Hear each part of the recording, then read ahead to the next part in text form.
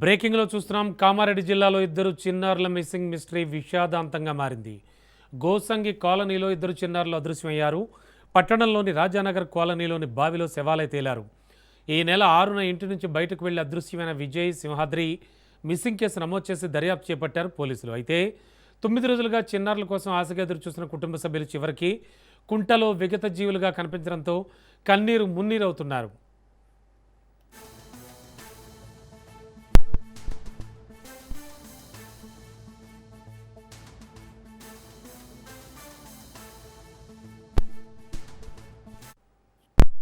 బ్రేకింగ్లో చూస్తున్నాం. కామారెడ్డి జిల్లాలో ఇద్దరు చిన్నారుల మిస్సింగ్ మిస్టరీ విషాదాంతంగా మారింది. గోసంగి కాలనీలో ఇద్దరు చిన్నారులు అదృశ్యమయ్యారు. పట్టణంలోని రాజానగర్ కాలనీలోని బావిలో శవాలై తేలారు. ఈ నెల 6న ఇంటి నుంచి బయటకు వెళ్లి అదృశ్యమైన విజయ్, సింహాద్రి మిస్సింగ్ కేసు నమోదు చేసి దర్యాప్తు చేపట్టారు పోలీసులు. అయితే 9 రోజులుగా చిన్నారుల కోసం ఆశగా ఎదురు చూస్తున్న కుటుంబ సభ్యులు చివరికి కుంటలో విగత జీవులుగా కనిపించడంతో కన్నీరు మున్నీరవుతున్నారు. ఇదే అంశానికి సంబంధించి అప్డేట్స్ అందించడానికి మా కరెస్పాండెంట్ నవీన్ సిద్ధంగా ఉన్నారు. నవీన్, అసలు యాక్చువల్లీ ఏం జరిగిందంటున్నారు? ముఖ్యంగా కుటుంబ సభ్యులు ఏం చెప్తూ ఉన్నారు?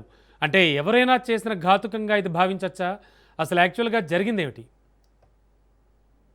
ఈ నెల 7న కామారెడ్డి పట్టణంలో గోసంగి కాలనీ మిస్ అయిన ఇద్దరు చిన్నారులో డెడ్ బాడీని ఈ రోజు పోలీసులు బయట తీశారు. ఒక పాడుబడిన బావిలో వారిద్దరు శరీరాలను పోలీసులు గుర్తించారు. అయితే ముఖ్యంగా అయితే గుర్తించారు. అయితే గోసంగి కాలంలో నివసించే పనేరు శారద కుమారుడైన 10 సంవత్సరాల సింహాద్రి, అలాగే ఆమె అన్న కొడుకున్న బట్టి విజయ్ 9 సంవత్సరాల విజయ్ ఈ నెల 6న మధ్యాహ్నం సమయంలో ఇంటి నుండి బయటకు వెళ్లారు.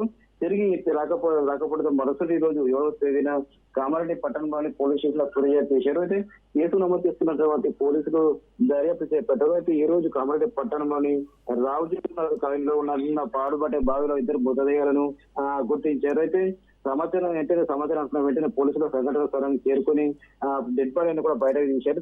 పోస్ట్ మార్టం కు తరలించారు. అనంతరం పిల్లలు ముఖ్యంగా అయితే పిల్లలు అక్కడ చేపలు పట్టడానికి వెళ్ళారని చెప్పి కూడా